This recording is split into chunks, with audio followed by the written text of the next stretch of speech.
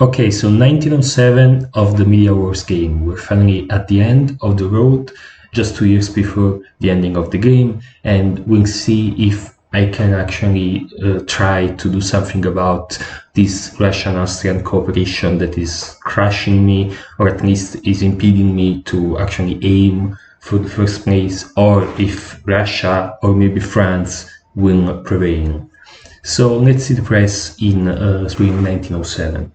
First of all, we have, of course, people telling England that has been eliminated in 1906.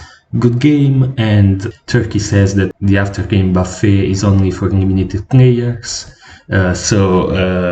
Okay, let's see what I say to the other powers. With Russia, I'm continuing with my relentless flow of press, saying, as expected, that only benefited Austria. That's not really true, but sure, I'm trying to tell Russia everything I can to convince them to turn away, even though this move by Russia does benefit Austria, meaning that Austria can actually survive maybe if this continues, but it doesn't really only benefit Austria. Russia is dominant power in the south, whereas if it didn't do this, maybe I would have been the dominant power in the south.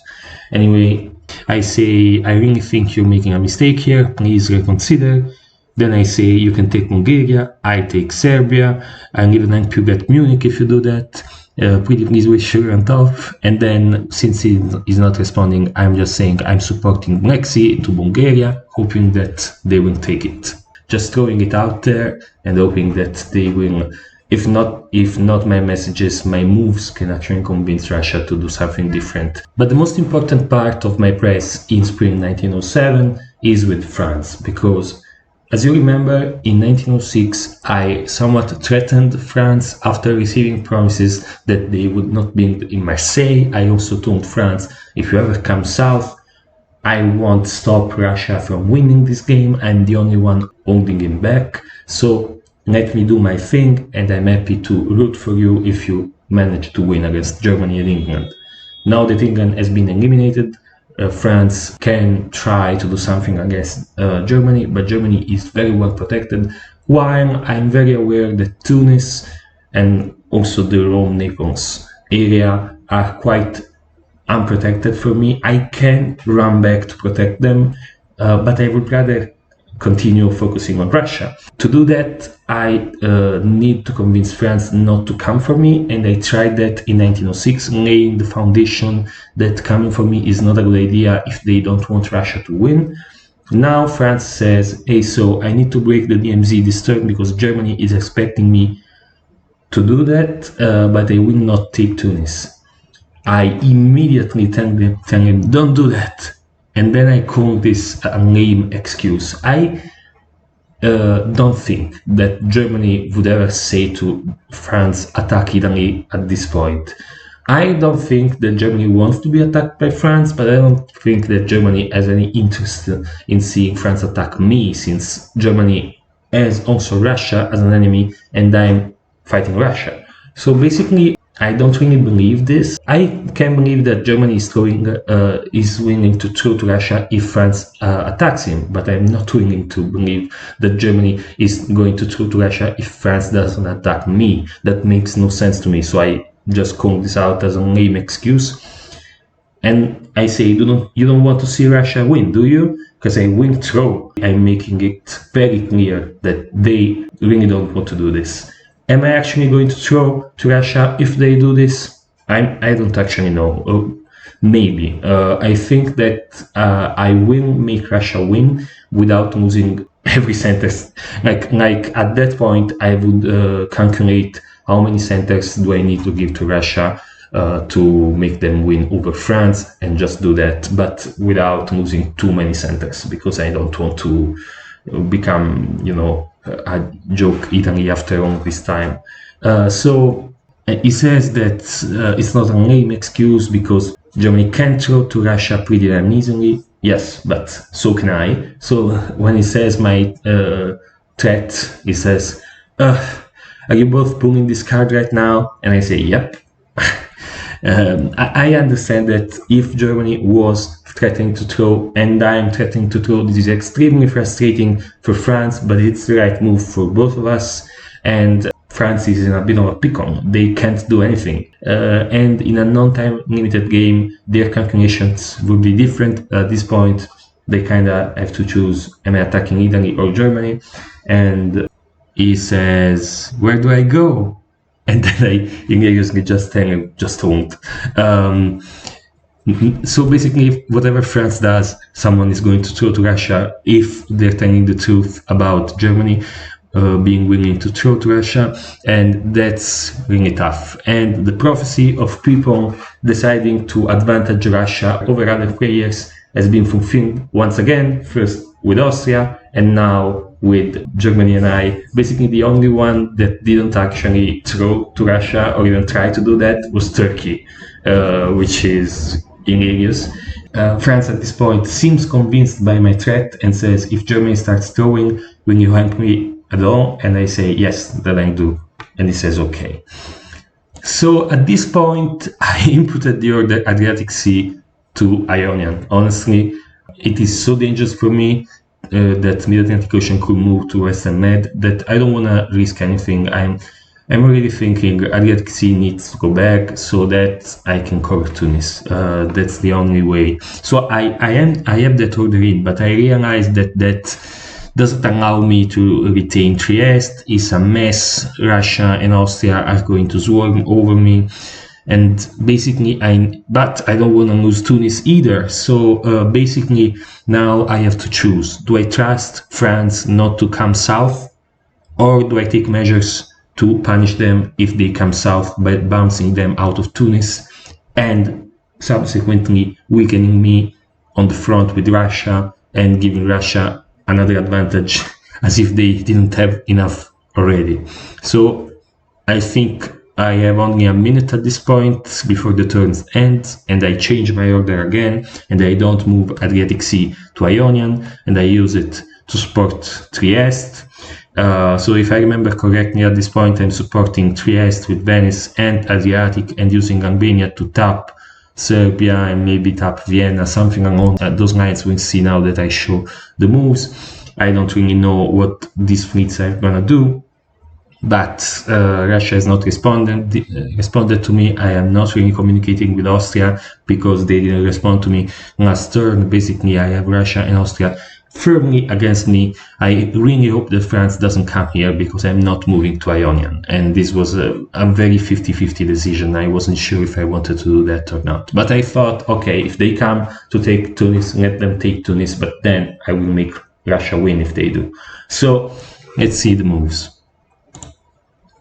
So I support Trieste with Venice and Adriatic, pretty much guaranteeing with my attack on Serbia that Trieste cannot be taken. I'm also cutting Vienna, and I am supporting Black Sea to Bulgaria with Constantinople, as I told Russia, and I am also supporting Constantinople so that I don't lose it to a possible attack from Bulgaria and Black Sea. Russia doesn't take my support, but they do attack Bulgaria with Romania, which is supported by Serbia, but doesn't work, of course, because you can't dislodge yourself, and also because I was cutting Serbia, even if you could dislodge yourself. Strangely, Black Sea moves to Ankara. I think this move was not the right move because Black Sea, I mean, they want to cover Ankara, I understand that, but at the same time, Black Sea is way more dangerous for me and for Austria and Bulgaria than it is in Ankara.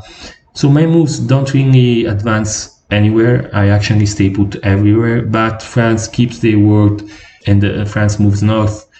So that means that finally I can be more sure that Tunis is not in danger, is not in immediate danger at this point. And now it's me against Russia for the rest of the game while France does his thing. And I'm actually rooting for him now because he didn't lie to me. Okay, so after this turn, in autumn 1907, Austria declares that this is a close game. I immediately go to France and I say to France, good choice. And he just says best of luck down there. And I say, you too, hope you top. I hope so too. And then I say, damn, I would have topped it if it wasn't for this Russian and this Austrian Lickspittle. This is kind of unfair to Austria, but at this point I thought that Austria was Russia's puppet. Actually, it's kind of Russia being Austria's puppet, I think. Austria, I think it's calling the shots in their alliance, but at this point I didn't know that. We'll see if I can actually turn Russia or Austria at this point. I go to Russia. Again, I say take my support into Bulgaria. I support Romania to Bulgaria now, since it was moving Romania to Bulgaria. It doesn't respond again. But something very interesting happens. Austria finally reaches out to me, so maybe the message that I sent them a year earlier, congratulating them for their moves, worked in a way, I don't know, or maybe it was just frustration with Russia. Be that as it may, Austria reaches out to me and says, hey, I'm bored with Russia, he is super slow, he can't win this. I can understand that. Austria wanted to counter my stab on them by making Russia win, but now that Russia seems more unlikely to win, according to Austria doesn't see the point of punishing me anymore, so he says, I just agree because I want to agree, even though I'm not sure if he actually, I think it could. I think France at this point is the major candidate for winning, but Russia could win. It's not impossible if Austria keeps helping him. So I say proposals, and he says, I take Romania, you take Greece, and I say with, you give me Vienna, you go to Bulgaria, East Coast, and Constantinople. And I say, all right, I agree with this. Don't touch Serbia. You want support in Vienna now? Yes, support to Vienna. And they say, done. So with this plan in mind, which is not a bad plan, I assume that they're going to attack Romania with Bulgaria supported by Serbia. That's why they don't want me to tap Serbia, which is fine. They want support Tyronia to Vienna. So I'm going to give it with both Bohemia and Trieste, hoping that one of them doesn't get tapped. I'm still going to support Trieste with all I've got. Now you can see that this set of orders is more or less acceptable, except one part. He wants me to move Constantinople to Bulgaria and the Aegean to Constantinople. Now, I should ask myself this. Why would Austria at this point ever give me Bulgaria? I mean, I understand asking for support in Vienna. I understand asking me not to tap Serbia so that I can take Romania. These advantages, Austria, they're going to take Vienna and Romania. But why asking? But why proposing I can take Bulgaria? I mean, it could be that they're just giving me something so that I accept their proposal, but actually their proposal is already good for me without them giving me anything. So I should have seen this coming. I should have known that this Austrian still had some tricks up his sleeve. I didn't fully analyze the situation. I didn't understand that moving to Bulgaria was not a good move, but because that puts Constantinople in danger. I was so sure that Austria and Russia were not working together because Austria was telling me this, that I said, okay, I'm moving Constantinople to Bulgaria and Aegean to Constantinople without thinking, and it was obviously a trap.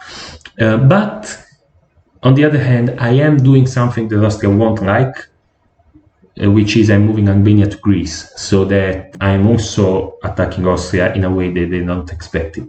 So let's see what happens. What happens is that Austria takes Vienna. They do attack Romania, but with Serbia without support, which is not going to work, and they take Russian support into Constantinople with Bulgaria, which would have easily been stopped by a simple support in Constantinople like I had done previously, but because I'm stupid and I moved Constantinople to Bulgaria, taking Austria's advice like a fool, I lose Constantinople to Austria. Austria gains Vienna and Constantinople, but loses Greece because thankfully I didn't listen to Austria in every single way that they had proposed. So I at least gained something in exchange for Constantinople. Overall, this is good because Russia is losing a center in Vienna. I mean, this advantages me and France, while disadvantaging Russia in our race to the board top. But at the same time, I'm losing Constantinople, and if I hadn't lost Constantinople, my chances of winning this game would be so much higher. Constantinople is such a defensible center, it's in Turkey, and I'm also gaining Greece. I could build another unit. This is so bad. Why? Constantinople to Bulgaria, Aegean to Constantinople is the worst move that I made, I think, in the own game. One of the worst moves that I could have done. Congrats to Austria for fooling me. I deserve this because I stabbed you. So I retreat to Smyrna, of course, and Russia retreats to Galicia. The only player to build this phase is Germany in Berlin. And at this point, let's count the centers. I have 7 centers. Russia has 7 centers as well, while Germany and France should have 8 each.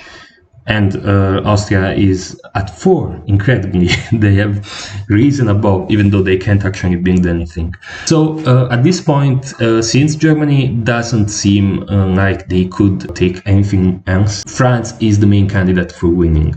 If Germany does defend correctly against France and doesn't lose a single center, they could tie the game with 8 centers, while Russia and I could be put at 7. But if Russia and I can gain at least 1 center from each other or from Austria, we can also be at 8 and compete for the winner position. And in the final turn, Turkey amuses us with some description of the finalists in this game. As you can see, Turkey is describing France and Germany as closer to the victory than Russia and I, because they're actually bigger than us at this point. France congratulates me on turning the Austrian. Actually, I don't think I had much merit in that. It's more likely that I had some merit in trying to speak with Austria in 1906, but it's mostly because I think Austria was a little bit frustrated with Russia and wanted something more. I say sort of should have supported Constantinople, done fast games, no time to do tactics and negotiate. And he says, pretty fun though.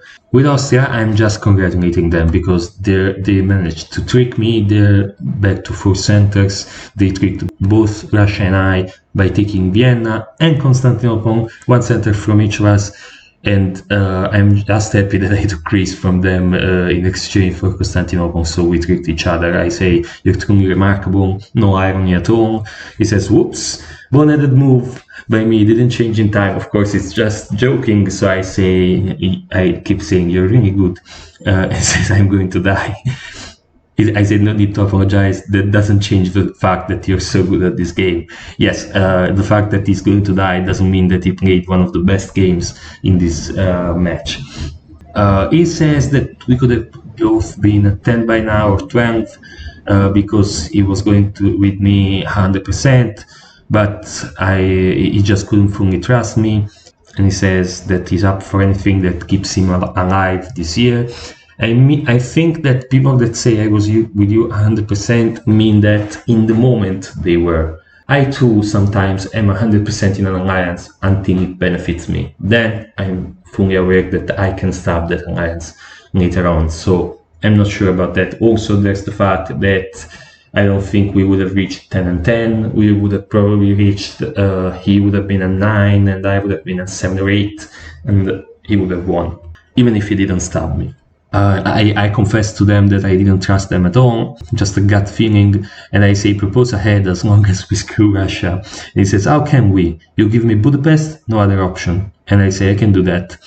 And then I propose, and this is crucial. First of all, do you remember that last turn Russia moved Galicia to Romania supported by Budapest, and this was for the purpose of moving Romania to Black Sea, and that allowed Tyrolia to get Vienna, and Silesia tapped Bohemia instead of moving to Galicia. I noticed that Russia didn't protect Galicia at all. Sometimes this happens in the center of North Sea. England knows that Germany, for example, is going to tap North Sea, so since they need it, for example, to take Norway, they will use North Sea to take Norway, supported by Norwegian Sea, and that lets Germany get into North Sea. I think maybe if Russia didn't protect Galicia this time, they want another time. They will use, because now they have a unit in Galicia, but maybe they will try to use it to take Vienna or something. And if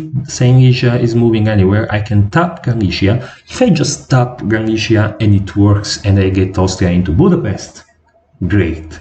And if Galicia moves anywhere, I can get into Galicia, which is an awesome place to be, because, you know, you're behind enemy lines. Galicia is one of the central centers in the south. You're bordering Vienna, Budapest, and Romania, and Warsaw. It's great.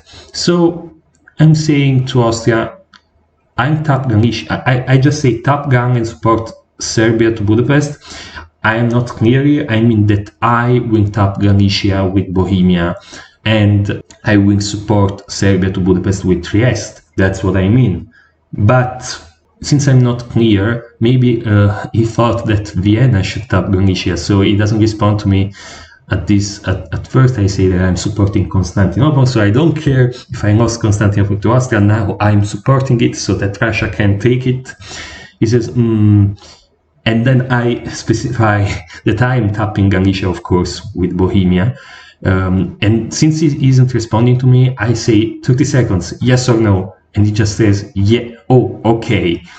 Like in the last 30 seconds of the turn, and he says, yes. So the plan is I tap Galicia with Bohemia, support Vienna to Budapest. No, I mean, I support Serbia to Budapest.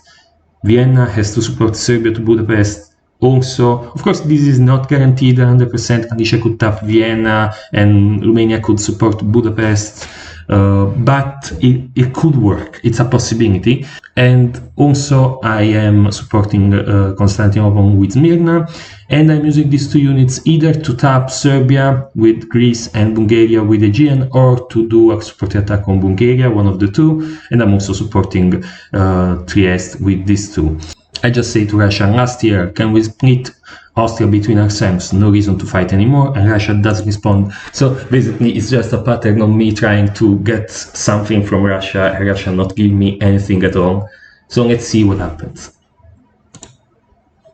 So Austria doesn't take my moves, which they would have worked, by the way, because if Serbia moves to Budapest with my support from Trieste and Vienna, they take Budapest, they don't even lose Vienna, so the move would have worked, actually. But instead they choose to help Russia again now. So they're losing Vienna because no one is supporting Vienna. Trieste was supporting Greece to Serbia. So I lied to Austria. I had forgotten that I lied to Austria. I didn't actually give support from Vienna to Budapest, so it wouldn't have worked because I was not supporting Serbia to Budapest. Okay, so it wouldn't have worked, but it would have worked if I kept my word to Austria. Okay, so we both lied to each other at this point, but I did tap Galicia. Austria doesn't go through, they just try to attack Trieste, which doesn't work. I also try to take Serbia, which also doesn't work. I moved to Bulgaria, but I get bounced by Black Sea. Romania is supporting Serbia instead of supporting Black Sea to Bulgaria. And Ankara and Smyrna are both supporting Constantinople, because we know that we're probably not getting Constantinople, so we don't want each other to get it.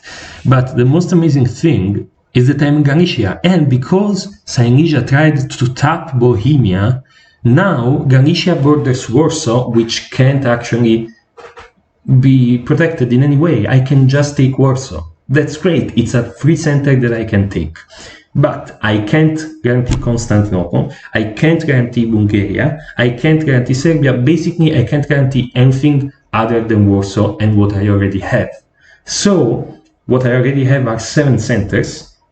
If I hadn't lost Constantinople, now I would have had 8, but I did that mistake. So I can guarantee that I'm at 8, because I can protect Trieste, I can protect whatever else I have, and take Warsaw. 8 centers. I can also deprive Russia of 1 center, and France and Germany don't seem likely to reach 9 centers. Actually, Germany is losing Sweden to Russia, maybe going forward with their promise to France to throw to Russia. So even if Russia is losing Warsaw, they're getting something from Germany. Germany could now retake Sweden, but I'm not sure they would. I will try to reach 9, but I'm not likely to achieve that. So 8 centers, which could mean that I share a board top with Russia and France, or maybe only with France, but we have to see what happens in the following turn. France just tells me that he appreciates the DMZ being kept right to the end, and I say you're welcome. And same, of course, the DMZ was menaced more than one time from both parts, so it has been kept, but not easily. With Austria, I don't even care about that we lied to each other. I just say that I'm supporting Constantinople again. And he says, yeah, I can probably take it, not if I support it. And so I say, you want, I'm supporting it. And with Russia, I say, I'm taking Constantinople with 2. If you want to have a center, take Bulgaria. And he says, nice move there for my moving Galicia.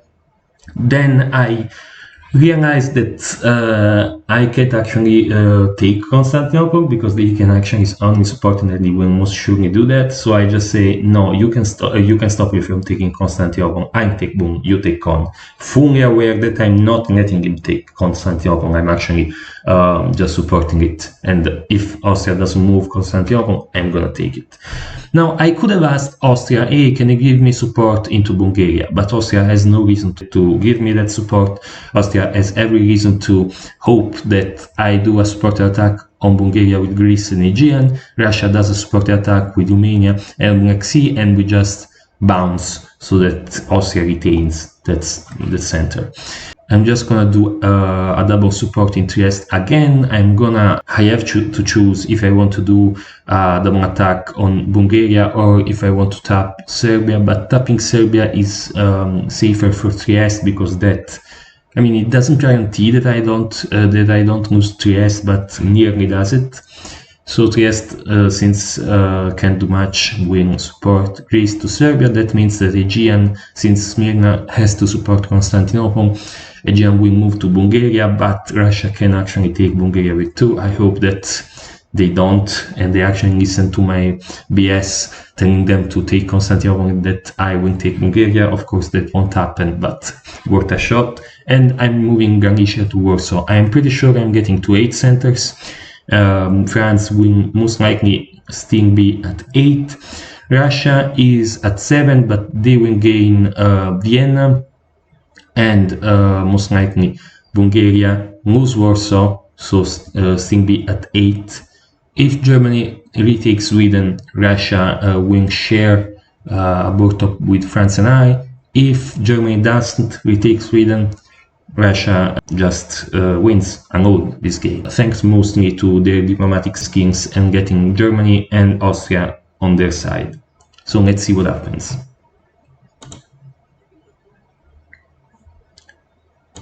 And as I say in global chat, ladies and gentlemen, the steal of the century. Thanks to Russia's misorder, I shared the board top. Let's see what happened in this turn. But yes, spoilers, or not even spoilers now because the game has ended.